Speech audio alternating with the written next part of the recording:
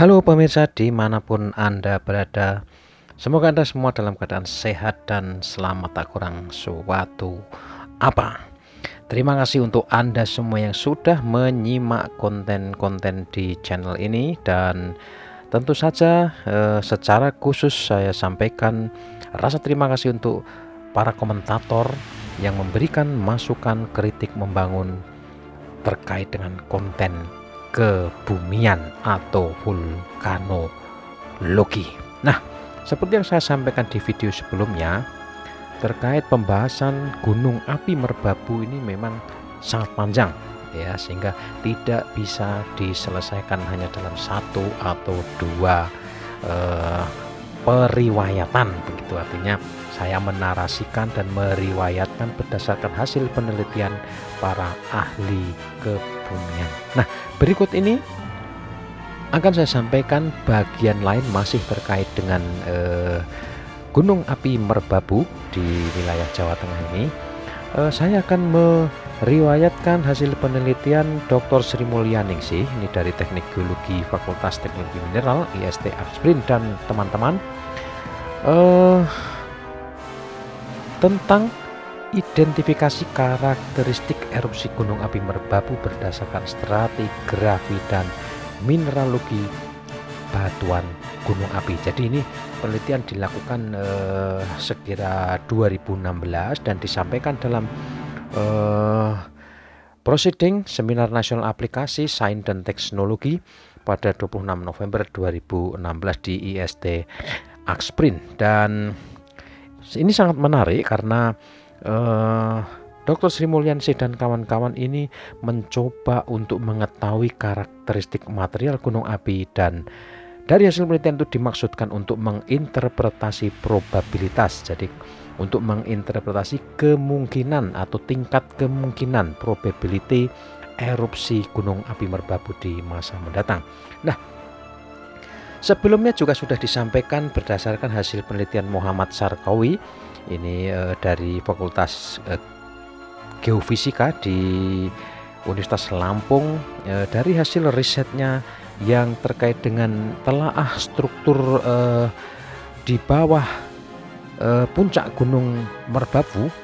Kesimpulan sementaranya berdasarkan analisis yang dilakukan itu menyebutkan bahwa ruang-ruang dan saluran termasuk dapur atau kantong magma di bawah puncak merbabu ini terisi oleh magma yang sudah membeku, sehingga tidak diperoleh indikasi bahwa ada jalur-jalur keluarnya material magma di gunung tersebut. Artinya ini memberikan indikasi bahwa memang tidak mudah lagi akan meletus kembali seperti di masa lampau. Dan dari data yang didapatkan oleh Belanda, itu terakhir kali gunung merbabu meletus pada 1797 Masehi. Sayangnya ini tidak ada rekaman data menyangkut seperti apa tingkat kerusakan serta korban yang ditimbulkan akibat erupsi itu. Nah, dari studi Sri Mulyaningsih dan kawan-kawan ini secara spesifik ini meneliti tentang vulkanostratigrafi, dan menariknya ini ada kesimpulan atau dijumpai bahwa gunung api merbabu terdiri dari 3 geomorfologi tapal kuda. Artinya ini terbentuk atau ada perwajahan di puncak itu berbentuk tapal kuda dengan litologi dan susunan stratigrafi yang berbeda.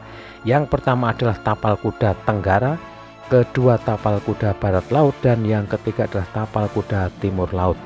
Secara visual bisa dilihat seperti di video berikut ini bentuknya seperti apa, dan ini dari 3 tapal kuda itu masing-masing membentuk ruang atau ruang terbuka yang sangat luas ya, dengan lebar yang sangat luas. Dan kalau misalnya kita lihat menggunakan foto satelit akan sangat terlihat di 3 tapal kuda itulah kemudian material erupsi pada masa lampau itu menyebar ya. Nah, aktivitas gunung api merbabu telah berlangsung di ketiga morfologi tapal kuda tersebut, dan masing-masing morfologi tapal kuda telah berlangsung erupsi gunung api dengan tipe erupsi tipe magma dan susunan material gunung api yang berbeda-beda. Pada morfologi tapal kuda Tenggara didominasi oleh erupsi efusif dengan periode yang pendek. Jadi efusif ini berupa leleran seperti yang terjadi di Gunung Merapi pada hari-hari ini. Kemudian dengan tipe magma didominasi oleh material mineral kalsium alkalin yang encer. Pada morfologi tapal kuda barat laut berlangsung perulangan erupsi efusif dan eksplosif dengan magma kalsium alkalin yang telah terdiferensiasi. Nah, pada morfologi tapal kuda timur laut berlangsung erupsi-erupsi efusif dan eksplosif secara berselingan dengan magma yang lebih kental. Nah, jadi ini menarik, ini ada 3 pola dan 3 terjadi perulangan letusan-letusan yang masing-masing arah ini berbeda. Nah, secara umum baik yang berlangsung di tapal kuda Tenggara, barat laut dan timur laut aktivitasnya berfasa konstruktif atau proses pembangunan tubuh gunung. Dari riset berdasarkan stratigrafinya dapat diinterpretasi bahwa endapan gunung api yang mendasari atau dibentuk di awal adalah berupa mineral basalt olivin.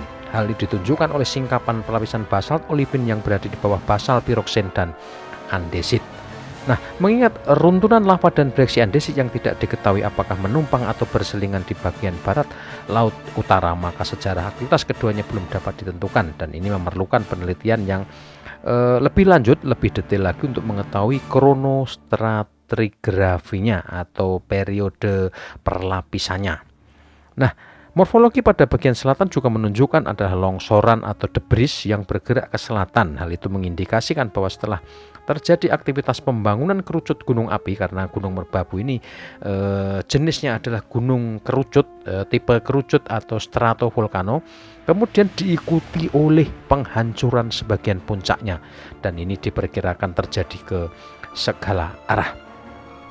Secara lebih mendetail, stratigrafi batuan gunung api Merbabu di sisi selatan tersusun atas berlapisan lava basalt olivin tipis-tipis yang berselingan dengan endapan skoria warna merah bata. Ini bisa dilihat memang ada perbedaan warna di antara lapisan itu, ada yang berwarna gelap, ada yang merah bata, dan ada yang berselang-seling gitu ya, ada warna yang lebih terang lagi. Data tersebut dapat diinterpretasi bahwa aktivitas Gunung Merbabu menghasilkan yang dihasilkan oleh dominasi erupsi yang bersifat efusif berselingan dengan erupsi eksplosif tipe strombolian. Nah, perkiraan awal ini indeks velocity-nya atau indeks volcano eruption index-nya adalah di antara 1 sampai 2 yang kemudian hasilnya membentuk endapan yang istilahnya adalah endapan cinder. Sesudah periode awal ini, pembangunan kerucut ini, kemudian terjadi perubahan magma basalt Gunung Merbabu mengalami evolusi dari yang sangat encer dan mengandung tinggi mineral besi, ferum dan magnesium, serta minus material silika atau silikon, menjadi lebih kental dengan komposisi silika yang lebih tinggi dan bersifat alkalin. Jenis magma tersebut selanjutnya membentuk erupsi-erupsi yang lebih besar dengan intensitas serta frekuensi erupsinya tetapi lebih kecil, dan jenisnya atau sifatnya menjadi magmatik, dan sekali waktu mekanisme letusannya berupa freatomagmatik. Aktivitas magmatik tersebut dicirikan oleh pembangunan dan guguran kubah lava sebagaimana yang hari-hari ini terjadi di Gunung Merapi. Ada guguran material lava yang kalau malam bisa kita lihat berpendar-pendar pijar apinya, tetapi kalau di hari siang hari maka hanya kita bisa melihat ada guguran material disertai oleh kepulan asap yang terdiri dari yang berasal dari material yang sangat panas dan muncul dari kubah atau jatuh dari kubah di puncak Gunung Merapi. Nah, pada periode ini erupsinya dan membentuk kubah lava ke arah barat. Sesekali erupsi freatomagmatiknya lebih bersifat eksplosif dengan tipe vulkanian. ini mengendapkan breksi piroklastika dan tuff yang mengandung pumice berwarna oranye, dan ini bisa ditunjukkan oleh runtunan batuan gunung api yang terdiri atas perselingan breksi dan lava basalt piroksen yang menumpang di atas perlapisan basalt olivin. Dalam beberapa waktu tubuh gunung api merbabu semakin tinggi karena proses pembangunan tadi. Jarak antara dapur magma dan kawah semakin jauh sehingga perjalanan magma ke permukaan bumi pun semakin lama. Akibatnya proses diferensiasi dan asimilasi magma menurut Dr. Sri Mulyaningsih ini semakin efektif. Magma gunung merbabu semakin kental dengan komposisi feromagnesia makin menurun sejalan dengan semakin meningkatnya alkalinitasnya. Karena magmanya semakin kental, maka frekuensinya erupsinya semakin rendah dengan intensitas erupsi yang makin tinggi. Erupsinya dicirikan oleh erupsi-erupsi bersifat eksplosif tipe vulkanian dan freatoplini dengan indeks velocitas 3-5 ya. Jadi kalau indeks VEI 3-5 ini artinya minimal letusannya seperti yang terjadi di Gunung Merapi pada 2010. Pemirsa, dan ini ada penjelasan tentang tahap akhir erupsi dari 3 tahapan tadi yang membentuk geomorfologi yang berbeda-beda. Pada tahap akhir erupsi gunung api merbabu dicirikan oleh erupsi bersifat eksplosif yang intensitasnya lebih tinggi, melontarkan sebagian puncaknya, kemudian membentuk kawah yang sangat lebar berdiameter antara 1,5 sampai 2 km. Ini bisa dilihat dari 3 tapal kuda yang terbentuk dan bisa diamati menggunakan foto udara atau foto satelit.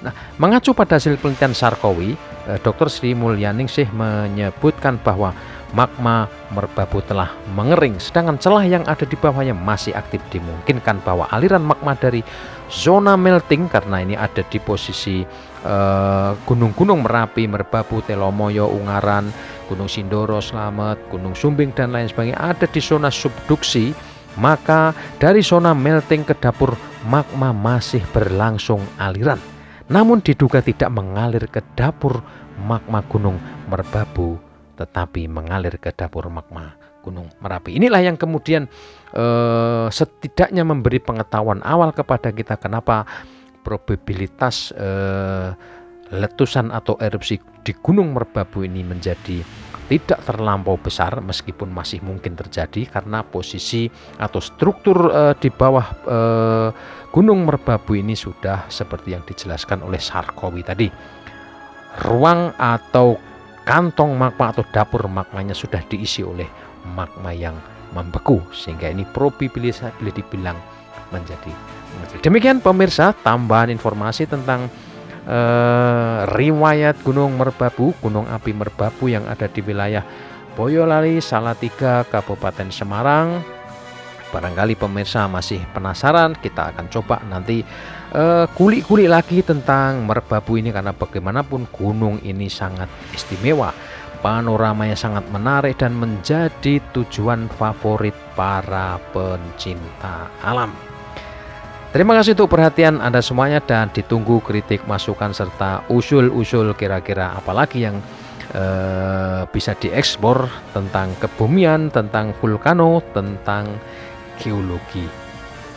Sebagai tambahan, aktivitas Gunung Api Merbabu telah berlangsung, sekali lagi ini sebagai kesimpulan akhir, aktivitas Gunung Api Merbabu telah berlangsung dalam waktu geologi yang sangat lama, yaitu sejak masa Pleistosen yang diawali oleh dari 2 juta tahun yang lalu, menghasilkan 3 mekanisme erupsi, yaitu dominasi efusif dengan tipe stromboli, perselingan efusif dan eksplosif dengan intensitas erupsi yang lebih tinggi, dan dilanjutkan dengan mekanisme aktivitas yang dicirikan oleh erupsi eksplosif atau ledakan yang diikuti oleh erupsi efusif dengan magma yang lebih kental. Dr. Sri Mulyaningsih dan kawan-kawan menyimpulkan untuk sementara bahwa Gunung Api Merbabu diduga masih memiliki kapabilitas untuk aktif normal. Masih dijumpai sumber panas, hanya saja sumber panas tersebut tidak diikuti oleh aliran magma hingga ke permukaan. Sementara dapur magma telah membeku sehingga aliran magma cenderung bergerak ke gunung tetangganya yang ada di selatan dan gunung yang sangat aktif, yaitu Gunung Merapi. Demikian yang bisa disampaikan. Terima kasih untuk perhatiannya. Salam tangguh dan salam lestari. Dadah.